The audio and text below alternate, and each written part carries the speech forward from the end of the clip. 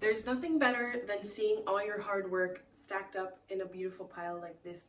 These are cinnamon rolls with a fall twist, and if you couldn't guess what flavor we're going for, it's apple, one of our favorites for this season. If you want to know how we make them, keep on watching. Start by grating 2 medium apples. I don't remove the skin, but you can definitely do that if you want to. Then you have to squeeze out the liquid. Now this looks kind of gross, but it's actually really satisfying. I use 2 pieces of paper towel. You can use cheesecloth or a dish towel instead if that's what you have. This is for the dough, so you really want as much liquid to be squeezed out as possible. And then just set this aside while you work on the rest of your dough. Add 2 teaspoons of dried yeast to 150 milliliters of warm milk. Then add a little bit of the sugar, so I've already weighed this out at 50 grams, and I'm adding a little bit from that. Then you have to separate an egg yolk from the egg whites, which you can do much better than I did here, but it worked out anyway. Then add the grated apple, the rest of the sugar, half a teaspoon of vanilla extract, half a teaspoon of cardamom, a teaspoon of cinnamon, and half a teaspoon of salt. Add the milk mixture to this, give it a quick mix, and then add 375 grams of flour and 42 grams of butter. I knead this in my stand mixer, but you can also do it by hand. If the dough is too sticky, which mine turned out to be, this can depend on a lot of factors like temperature, add a bit of extra flour until it comes away from the bowl like this. Once it's smooth and it doesn't stick to your hands anymore, it should take 5 to 10 minutes of kneading. Cover it with plastic wrap and let it rise for 30 to 45 minutes. In the meantime, you can work on the filling, which is 113 grams of softened butter, 150 grams of brown sugar, 2 teaspoons of cinnamon, and a pinch of salt. Mix this until it forms a paste. Then chop up 190 grams of apple. This is about 1.5 to 2 medium apples. I like really small pieces, but still big enough where they have a bit of texture, but you want them to cook a little bit when they're baked. Set these aside in a bowl until your dough is ready to go. Roll the dough out into a large rectangle about 12 inches by 17 inches, and you can see the nice bits of grated apple in the dough.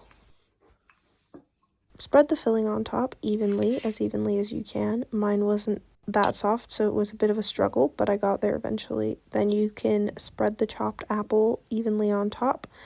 I like to sort of press it into the dough a little bit just to make sure it stays when I roll it up. Then roll up the dough from the short side. We like to do this because you get better and bigger swirls. A lot of people roll up from the long side, but this is just what we prefer. I've sped this process up in this video, but make sure you do this slowly and tuck the rolls tightly so you don't get any gaps in the swirls. This could cause the filling to leak out, or they would just fall apart even when they're baked. So just try to do your best to get tight swirls. Now it's time to cut them. Some people use floss, but I find that a really sharp knife works just fine. If you are using a silicone mat like I am though, just don't press all the way through or you will cut your mat, and that's disappointing to say the least. So I split the log into 12 pieces, 6 on each baking sheet. We do them the Danish way, which is to bake them separately, but you could put them all together on one sheet if you wanted them really close together.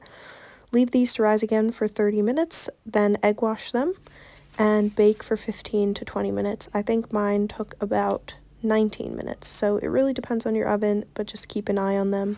You don't want them to be too gooey in the middle. They come out beautiful with lovely big swirls and chunks of apple throughout. Put these on a cooling rack to let them cool a bit. If you can resist having a warm one fresh out of the oven, honestly, these are so delicious, spiced with cardamom and cinnamon. They're also really fun to make, and the apple adds a bit of uniqueness that you can't find in a normal cinnamon roll. And voila, here's the final product.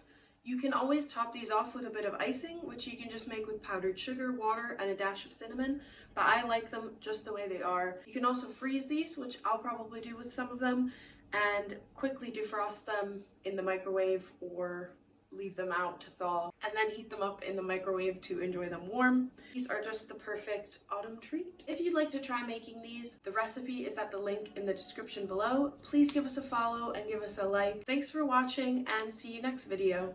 Bye!